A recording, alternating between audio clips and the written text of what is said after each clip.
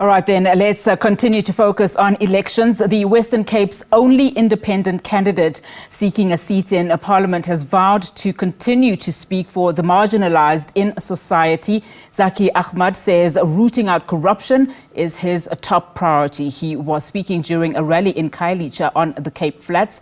Achmat says the fight for dignified living for the marginalised, including the elderly and those with disabilities, will continue. Zackie Achmat joins us now to talk to us about his candidacy and plans for the upcoming elections. So thank you so much for your time on the program. Well, today we saw the IEC, this afternoon indicating that it's 95% ready for the elections amidst election campaigns by various parties and, of course, yourselves, independent candidates. I mean, you are, of course, not new to politics, to policy. Let's take then a look at your race. I mean, you have over 3 decades at least, being pivotal in entities that centered around research, litigation and education. But the question is, why go this route of becoming an independent candidate? Nazzy, it's actually been almost 50 years of activism since 1976. Wow. So what makes me want to do something as silly as sit in Parliament? I think our country, this is one of the most important elections that we're ever going to face. And it's so for 3 reasons. One is the possibility of violent elections because of the divisions within the ruling party that is broken up, because of the fears that people have, because of the desperation that people have, because the ANC will drop, most likely drop be under 50%. The second reason is state capture has destroyed much state capacity, from municipalities to institutions such as PRASA to SASA to Home Affairs. These are things that we need to address very urgently. My campaign is focused on 3 areas of work: fix the state, reclaim Parliament, and build our communities. For me, the notion of fixing our state is built directly on the need to ensure that people have dignified lives, that people have access to public transport, to electricity, and many other questions that we address as a people. Now, fixing the state, I hope all political parties would rather focus just on fixing the state, because promising jobs, promising everything under the sun is not possible unless Transnet functions to get fruit. Stellenbosch to get fruit to the harbour, to get wine to the harbour. That PRASA allows working class people to travel safely and freely across our country.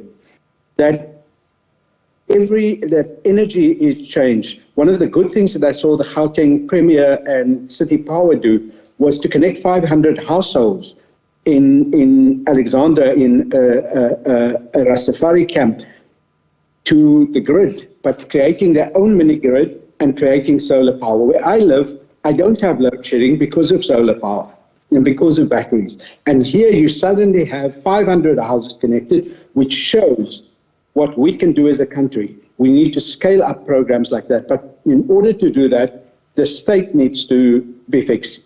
The second thing is reclaiming Parliament. No, continue. I wanted to ask you, so you talking about these key priorities, and that is important, but it does look like a chunk of work. And so what is at the center of this is to understand how then you take your key priorities, and of course you've also mentioned fixing the state through SASA, of course, energy. How will you then ensure that you achieve these main priorities, this main vision of yours, by building this ethical, this accountable, and more importantly, this efficient public service? I think that is not just my job. It is the job of every political party in Parliament, and I will work with any MP, irrespective of party, who is prepared to fix the state, the working class, in that way helping to fix it for all of us. In addition, the most important thing for me is not to hear my voice in Parliament, but to bring the voices of working class people into Parliament through movements. such as disability forums, such as forums, to bring in experts who are progressive, who can assist Parliament and the state.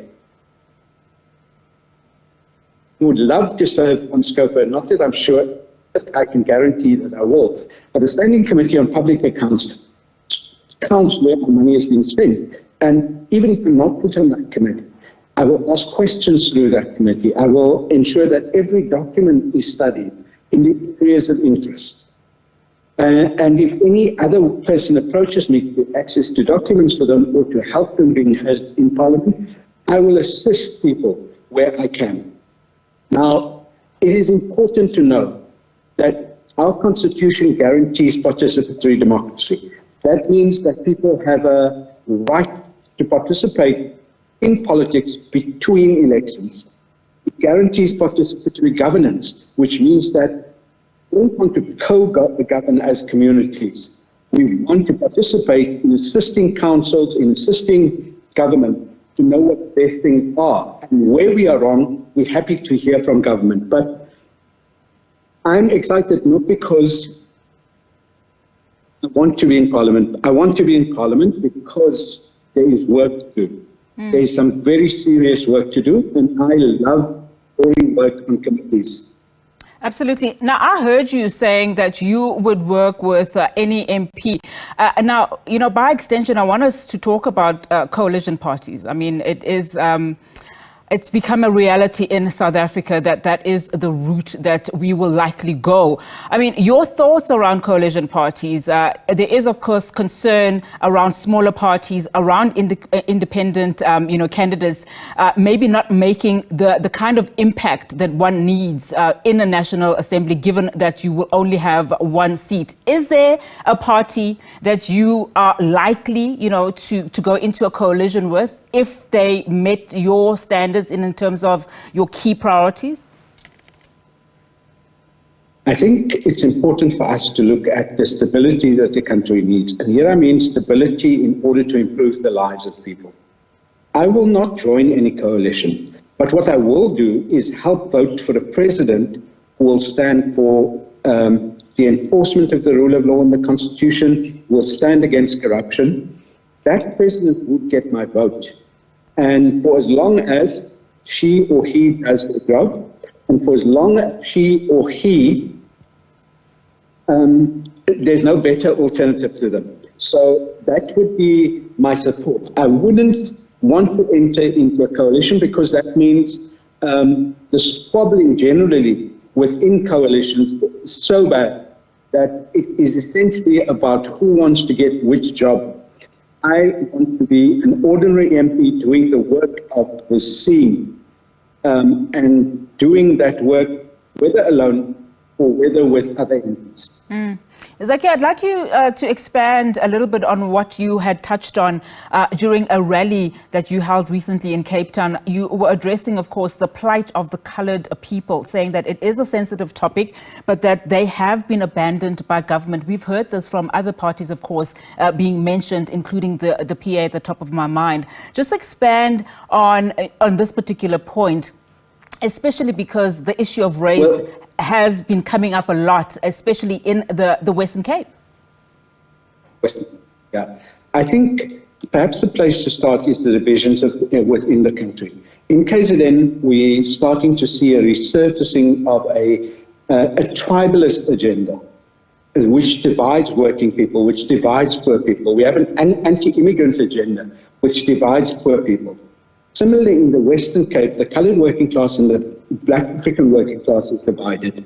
The ANC has, over the years, neglected building working class unity and thereby building a non-racial unity in the country. It hasn't acted on racism. Regrettably, the DA has relied on coloured prejudice towards Black African people. At the same time, among working class coloured communities, the sense of abandonment is very real. And what I think government has taken away from all working class people is dignity. And that dignity has to be restored. And it can only be restored by working class people working together. We cannot fix SASA for coloured people only. We cannot fix ESCOM for Black African people only. We have to fix it together. And what I believe we must firmly do, understand the material realities of racism in our country, the divisions in our country, and try to bridge them through common action. Zackie, we're losing you a bit, but just let's press on with this question. I mean, we've seen the work that you have been able to do in some of the various, entities that you have started or co-founded, hashtag Unite Behind, doing some excellent work in as far as PRASA is concerned. You've done work for Treatment Action Campaign, Equal Education, the Social Justice Coalition, etc. But the issue around the difficulties in as far as funding is concerned, particularly when you speak to independent candidates, how has that journey been for you? I mean, who's funding you? It's an absolute nightmare to raise funds for politics in our country. Someone asked me, will you let your funders dictate your agenda? I said, I want funders who dictate my agenda, but working class funders.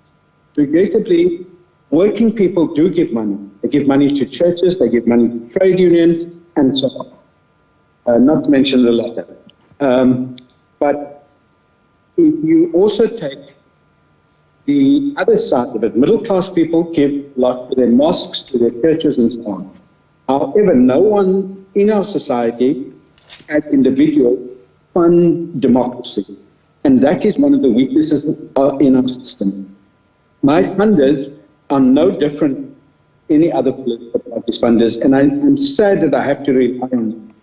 For instance, Fynbos Equitate, which has donated to the DA, they've given me money. Similarly, one of the great volunteers, a quiet, dedicated woman who inherited money, she's donated money, Inge van Renen. My entire list of people who've donated more than 100,000 Rand is on my website for anyone to see. Zackie2024.com. Zackie2024.com. You can see all my funding there. Of course, at this point, it's not, legally required for you to declare some of those funds and your funding. Let's talk then about your thoughts around lifestyle audits. Of course, we've seen this has been a tough journey for government to undertake. What are your thoughts around that? And would you subject yourself to that? Do you think independents should also be subjected to that?